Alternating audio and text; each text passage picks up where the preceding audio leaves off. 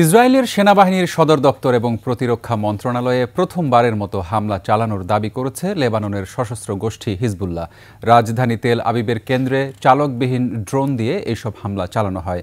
এদিকে গাজায় একদিনে ৩৩ জনকে হত্যা করেছে ইসরায়েলের সেনারা। পাশাপাশি লেবাননের বৈরুত সহ বিভিন্ন জায়গায় হামলা অব্যাহত রেখেছে আইডিএফ। আশরাফ শুভর রিপোর্ট।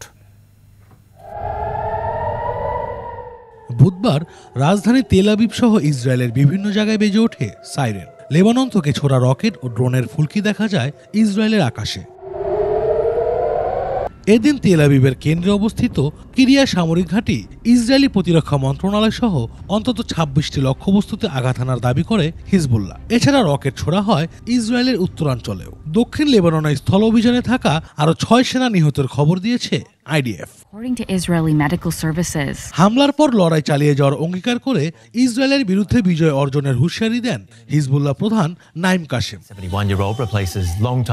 পাল্টা জবাবে লেবাননের রাজধানী বৈরুত ও সিরিয়া সীমান্তবর্তী এলাকায় হামলা চালায় ইসরায়েল। লক্ষ্যবস্তুতে পরিণত করে বেশ কিছু আবাসিক ভবন।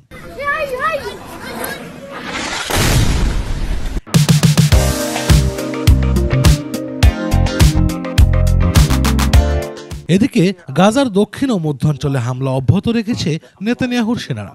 জামালিয়ার একটি আবাসিক ভবন বোমা দিয়ে গুঁড়িয়ে দেয় আইডিএফ। হামলা চালানো হয় মাগজি ও নুসেইরাত শরণার্থী শিবিরে। এ অবস্থায় গাজার উত্তরাঞ্চলে পর্যাপ্ত ত্রাণ সহায়তা না ঢুকতে দেয়ায় আরও তীব্র হচ্ছে মানবিক সংকট। দুর্ভিক্ষ এড়াতে প্রতিদিন ৫০০ ট্রাকের চাহিদা থাকলেও গেল ২৪ ঘন্টায় মাত্র ৩০ ট্রাক ত্রাণ সহায়তা প্রবেশ করেছে অঞ্চলটিতে। এদিকে গাজায় ইসরায়েল তার লক্ষ্য পূরণ করেছে জানিয়ে তেল আবিবের প্রতি দ্রুত যুদ্ধ বন্ধের আহ্বান জানিয়েছেন মার্কিন প্রতিরক্ষা মন্ত্রী অ্যান্টনি ব্লিংকেন। অপরদিকে গাজায় সম্ভাব্য আন্তর্জাতিক মানবাধিকার আইন লঙ্ঘনের দায়ে ইসরায়েলের সাথে রাজনৈতিক সংলাপ স্থগিত করার প্রস্তাব দিয়েছেন ইউরোপীয় ইউনিয়নের পররাষ্ট্রনীতি বিষয়ক প্রধান জোসেফ বোরেল।